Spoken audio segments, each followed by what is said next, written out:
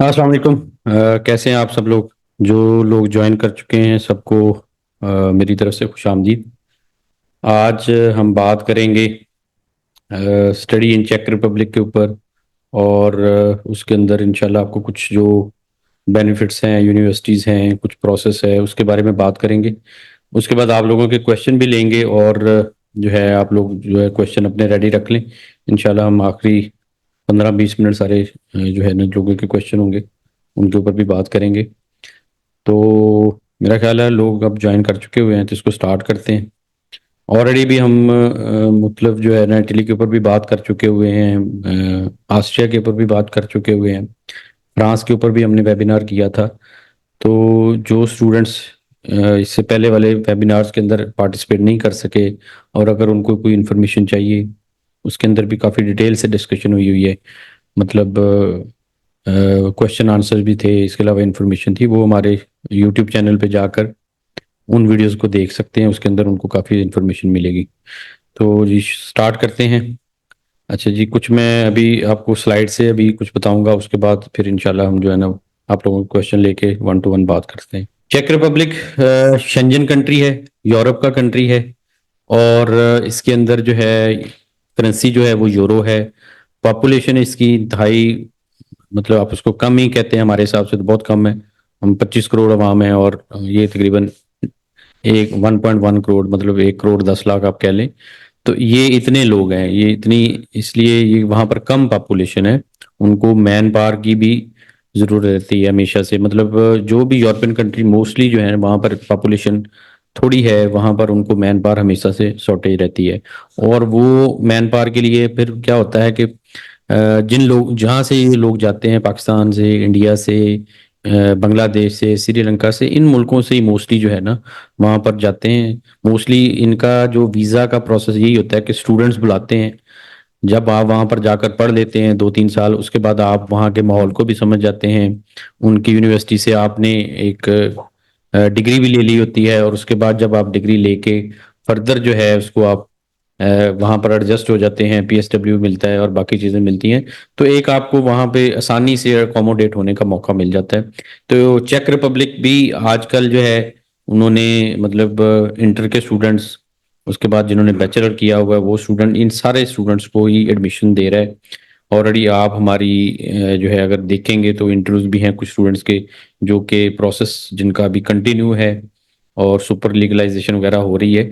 तो इसलिए मैंने कहा कि एक इसके ऊपर एक वेबिनार करके भी आप लोगों के साथ मजीद डिटेल से डिस्कस कर लेते हैं। और जो लोग अपने क्वेश्चन रखते हैं वो भी पुट करें, अगर वो इंटरेस्टेड हैं तो वो उसके बाद वो अप्लाई भी कर सकते हैं। अच्छा जी, बेनिफिट्स के ऊपर अगर हम इनकी बात करें तो इसका जो बेनिफिट है, आपको आयल्स रिक्वायर्ड नहीं है। मोस्टली यूनिवर्सिटीज के अंदर आयल्स आपको रिक्वायर्ड नहीं होता। उसके बाद आ जाता है जी इंग्लिश स्टार्ट, बैचलर और मास्टर डिग्री प्रोग्राम्स हैं इसके अंदर अवेलेबल हैं चेक रिपब्लिक में। आपको टॉप रैंक की यूनिवर्सिटीज़ हैं। जो आप अगर आप इनकी रैंकिंग जाकर चेक करेंगे तो आपको ऐसा नहीं है कि यहाँ पर कोई रैंकिंग कम रैंकिंग की यूनिवर्सिटीज़ हैं। रैंकिंग अच्छी यूनिवर्सिटीज़ हैं, अच्छी उनका जो यूरोप, तकरीबन तमाम ही यूरोप के अंदर या शेंजन कंट्रीज़ के अंदर जो एजुकेशन का लेवल है वो ऑलमोस्ट थोड़ा बहुत कमी पेशी के साथ एक जैसा ही है। आप उसको बहुत ज़्यादा ये नहीं कह सकते कि ये कोई बहुत थोड़ी लो क्लास यूनिवर्सिटीज़ होंगी या लो रैंक यूनिवर्सिटीज़ होंगी। ये अच्छी टॉप रैंकिंग यूनिवर्सिटीज़ हैं यहाँ पर। वीज़ा रेशो अच्छी है। इसमें जो वीज़ा रेशो है वो डिपेंड करता है, आप मतलब अगर आप सारी डॉक्यूमेंटेशन पूरी कर देते हैं, आपको एक्सेप्टेंस आ जाता है, आपके फाइनेंशियल पूरे होते हैं, तो देन आपको बाकी सुपर लीगलाइजेशन वगैरह प्रोसेस अगर कंप्लीट कर लें तो तकरीबन 99% इसकी वीज़ा रेशो है इस वक्त जो चल रही। वीज़ा इसका लग रहा है। और ड्यूरिंग स्टडीज आपको 20 से 40 घंटे वर्क अलाउड होता है, ये आपको एक एडिशनल बेनिफिट है यहाँ पर। हाँ, उसके बाद आप जब अपनी स्टडीज को कंप्लीट कर लेंगे तो आफ्टर स्टडीज आपको पीएसडब्ल्यू भी यहाँ पर मिलेगा, और देन आपको जो है पीआर भी इसके अंदर मिल जाएगी। अच्छा, इसकी जो फीस है पब्लिक जो फंडेड यूनिवर्सिटीज़ हैं, यानी जिनको हम गवर्नमेंट यूनिवर्सिटीज़ कहते हैं, वो तकरीबन 2000 यूरो से लेके 4000 यूरो तक वो फीस चार्ज करती हैं। और बैचलर जो है ये आपका 50 to 60 जो है फॉर बैचलर 50-60% मिनिमम आपको चाहिए होते हैं इसके लिए। अगर आपने इंटरमीडिएट की बेस पे एडमिशन लेना है, अगर आपके नंबर 50 से लेके 60% तक हैं, तो आपको एडमिशन इसके अंदर मिल जाएगा। इसके ऊपर है तो बहुत अच्छी बात है। लेकिन अगर आप 50% भी लेके आएंगे तो कोई ना कोई यूनिवर्सिटीज के अंदर आपको एडजस्टमेंट आपकी हो सकती है, आपको एक्सेप्टेंस आ सकता है। अच्छा, उसके बाद आपने पूरी फीस एडवांस नहीं देनी, कुछ आपने फीस एडवांस में देनी है और आपने आफ्टर जो है रिमेनिंग जो है आपने आफ्टर वीज़ा भी देनी है। तो ये इसके अंदर आपको एक बेनिफिट मिलता है कि आपको 100% फीस जो है वो एडवांस देने की जरूरत नहीं है, आप उसको इंस्टॉलमेंट्स में भी दे सकते हैं। अच्छा जी, और अब आ जाए नेक्स्ट जो बेनिफिट है, permanent residency after few years. आपने यहाँ पर जब परमानेंट रेजिडेंसी आपको मिल सकती है कुछ सालों के बाद, आपने जो बैंक स्टेटमेंट के अंदर सबसे ज़्यादा जो है ना यहाँ पर बेनिफिट है, हमारे वो स्टूडेंट जो कि इटली और ऑस्ट्रिया की बैंक स्टेटमेंट अफोर्ड नहीं करते, क्योंकि ऑस्ट्रिया के अंदर तकरीबन इस वक्त 45 से 50 लाख रुपए की बैंक स्टेटमेंट चाहिए। तो अगर आप, और वो भी 6 मंथ की चाहिए, लेकिन आप जो है चेक रिपब्लिक में आपको 25 से 30 लाख की जो है बैंक स्टेटमेंट इसके साथ आप अप्लाई कर सकते हैं। तो ये एक एडिशनल बेनिफिट है कि ऐसे स्टूडेंट्स जो कि हैवी बैंक स्टेटमेंट अफोर्ड नहीं करते या उसको नहीं बना सकते, वो जो है वो 25 से 30 लाख की बैंक स्टेटमेंट बनाए, उसके साथ जो है अपना वीज़ा अप्लाई कर सकते हैं। दूसरी है कि आप स्पॉन्सर स्टेटमेंट भी लगा सकते हैं अपने पेरेंट्स के अंदर, फादर की, मदर की, बहन की, भाई की, इनकी भी आप स्टेटमेंट्स जो है वो ब्लड रिलेटिव की बैंक स्टेटमेंट आप इस्तेमाल कर सकते हैं, वो भी एक्सेप्ट होती है इसके अंदर। अच्छा जी, इसका जो मिनिमम एक्सपेंस है आपका, वो 6 से 7 लाख रुपीज अप्रोक्सीमेटली आपका आ जाता है। डिपेंड करता है आप किस यूनिवर्सिटी में हैं, कहाँ पर आप जा रहे हैं, उसके ऊपर इसके जो है एग्जैक्ट अमाउंट फिगर जो होती है। लेकिन अप्रोक्सीमेटली अगर मैं बात करूं तो 6 से 7 लाख रुपीज के अंदर आपका ये टोटल प्रोसेस होता है, जो इनिशियल आपके एक्सपेंस हैं। अच्छा जी, अब आ जाते हैं कि इसकी टॉप यूनिवर्सिटीज कौन सी है जिनके अंदर आप एडमिशन ले सकते हैं। हम जिन यूनिवर्सिटीज को टारगेट कर रहे हैं उनमें एक है मेंडल यूनिवर्सिटी है। ये चेक रिपब्लिक की अच्छी यूनिवर्सिटी है, इसके अंदर हमारे स्टूडेंट्स को एडमिशन्स भी आ चुके हुए हैं। इसके अंदर जो एडमिशन्स की रिक्वायरमेंट है 2.5 CGPA है। इसके बाद आपको आइल्स रिक्वायर्ड नहीं होता, उसके बाद आप आ जाते हैं। इसमें 2 इंटेक्स हैं, मतलब ये भी एक एडिशनल बेनिफिट है कि 2 इंटेक्स आप अप्लाई कर सकते हैं। अगर आप फेब मिस करते हैं तो आप सितंबर ले सकते हैं, अगर सितंबर मिस करते हैं तो आप नेक्स्ट फरवरी में अप्लाई कर सकते हैं। तो नेक्स्ट जो है इसमें बेनिफिट, ट्यूशन फीस जो है तकरीबन 3200 यूरो आपको पर ईयर देनी है। एंट्रेंस टेस्ट जो है वो आपका इसका 2 साल तक के लिए वैलिड होता है। और अगर आपका अल्लाह ना करे वीज़ा नहीं भी लगता, तो आपने जो एडवांस में ट्यूशन फीस पे की होती है वो रिफंडेबल होती है, इसमें ये आपको बेनिफिट मिल जाता है। अच्छा जी, नेक्स्ट आ जाते हैं, यूनिवर्सिटी है सेलेसियन यूनिवर्सिटी है। अ, इसका जो है सिटी भी नीचे एक है। इसकी बात करें तो इसकी एडमिशन रिक्वायरमेंट्स है 2.5 CGPA है। आर्ट्स इसमें भी रिक्वायर्ड नहीं है। इसके अंदर भी 2 इंटेक्स हैं, फरवरी और सितंबर। और ट्यूशन फीस जो है इसकी भी 2500 यूरो पर ईयर है। एंट्रेंस टेस्ट इसके अंदर रिक्वायर्ड होता है और ट्यूशन फीस ऑन अराइवल है, मतलब ये भी इसमें इशू नहीं है कि आपने एडवांस में कोई ट्यूशन फीस पे करनी है। आप ऑन अराइवल वीजा के वक्त भी ट्यूशन फीस पे कर सकते हैं, ये इसका एक एडिशन बेनिफिट है। अच्छा जी, इसके बाद आ जाता है VSB टेक्निकल यूनिवर्सिटी। अच्छा, इसकी जो एडमिशन रिक्वायरमेंट्स हैं 2.5 CGPA एज इट इज, आपको आइल्स रिक्वायर्ड नहीं होता। एक जो है इसकी इनटेक है, और इसकी जो ट्यूशन फीस है वो 2000 यूरो पर ईयर है। अच्छा, इसके अंदर आपको फर्स्टली नोटिफिकेशन करवानी होती है, देन आपने एंट्री टेस्ट क्लियर करना है, और इसका जो इसके बाद बाकी इसका वीज़ा का प्रोसेस होता है। अच्छा जी, नेक्स्ट जो यूनिवर्सिटी है जिसके अंदर एडमिशन हमारे स्टूडेंट्स ले रहे हैं वो चेक यूनिवर्सिटी ऑफ लाइफ साइंसेज है। इसकी जो एडमिशन रिक्वायरमेंट्स हैं 2 CGPA रिक्वायर्ड है, आर्ट्स रिक्वायर्ड नहीं है, इसकी भी एक इनटेक है। और ट्यूशन फीस इसकी 1000 यूरो से लेकर तकरीबन 5300 यूरो पर सेमेस्टर है। डिपेंड करता है आप किस कोर्स के अंदर एडमिशन ले रहे हैं। तो ये कोर्सेज वाइज डिफरेंट हो जाती है, कुछ कोर्सेज के अंदर 1000 हो सकती है और कुछ कोर्सेज जो है वो 5300 तक भी आपको देनी पड़ सकती है। और इसके अंदर कंपल्शन नहीं है कि आपने टेस्ट और इंटरव्यू जो है वो मे बी रिक्वायर्ड हो सकता है, कुछ प्रोग्राम्स के अंदर रिक्वायर्ड है और कुछ के अंदर नहीं रिक्वायर्ड। अच्छा जी, नेक्स्ट जो यूनिवर्सिटी है मैसार्ट यूनिवर्सिटी है इसको कहते हैं। अच्छा, ये जो है 2.2 CGPA के साथ एडमिशन देती है। 6.5 बैंड इसके अंदर आइल्स रिक्वायर्ड है। एक इसकी इनटेक है और ये भी जो इसकी ट्यूशन फीस है 2000 यूरो से लेके 3000 यूरो पर ईयर है। और इसकी भी दो इनटेक्स होती हैं। और आपने जो है होल ईयर की ट्यूशन फीस जो है बिफोर इनरोलमेंट आपने पे करना है इसके अंदर। अच्छा जी, आप आते हैं कि एडमिशन टाइमलाइन क्या है। शॉर्टलिस्ट आपने जो अपना जो प्रोसेस शुरू करना है, आपने अपनी यूनिवर्सिटीज को शॉर्टलिस्ट करने हैं। अगर आप हमारे थ्रू करते हैं तो हम आपको गाइड कर देते हैं कि जी आप इन इन यूनिवर्सिटीज के अंदर अगर आप अप्लाई करते हैं तो आपके एक्सेप्टेंस आ सकते हैं, या आपकी जो प्रायर एजुकेशन है, प्रायर स्टडीज है, उसके अकॉर्डिंग ये यूनिवर्सिटीज आपको सूट करती हैं।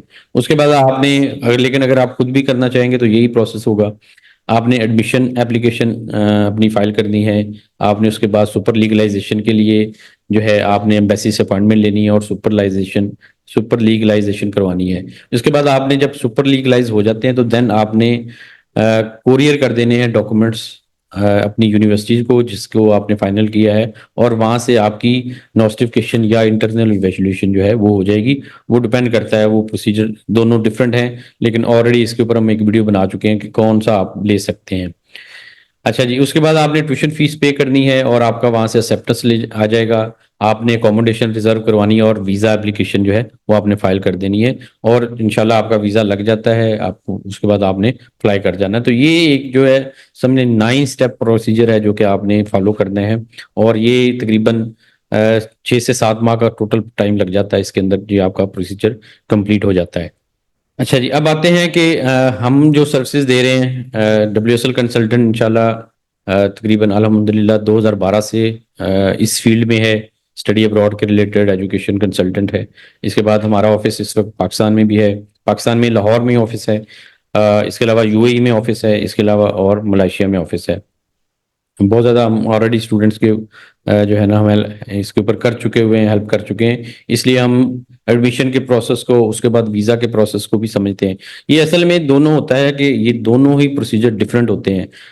कुछ लोग समझते हैं कि शायद एडमिशन जो है ना, एडमिशन के रिलेटेड आपको इन्फॉर्मेशन बहुत ज़्यादा मिल जाती है यूनिवर्सिटीज़ के पोर्टल्स के ऊपर, या आपको डिफरेंट तरह के ग्रुप्स के अंदर भी मिल जाती है।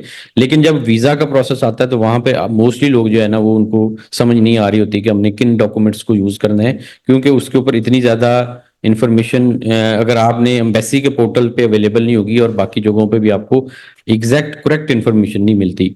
दूसरी चीज़ ये भी है कि हर स्टूडेंट का केस सिनेरियो डिफरेंट होता है। उसके मतलब फाइनेंशियल आपके जो प्रिपेयर होने होते हैं तो उसके अंदर जो फाइनेंशियल सिचुएशन है वो डिफरेंट होती है। मतलब कोई बंदा किसी के पेरेंट्स सपोर्ट कर रहे हैं, किसी ने अपने अमाउंट को फिक्स की हुई है, किसी ने किसी को बाहर से पैसे आ रहे हैं। तो ये सारी चीज़ें डिफरेंट होती है। मतलब हमारे पास डिफरेंट तरह के केसेस आते हैं, तो उसमें देखते हैं कि जो फाइनेंशियल सिचुएशन है वो हर एक की डिफरेंट होती है। बहुत थोड़े लोग ही आपस में मैच कर रहे होते हैं।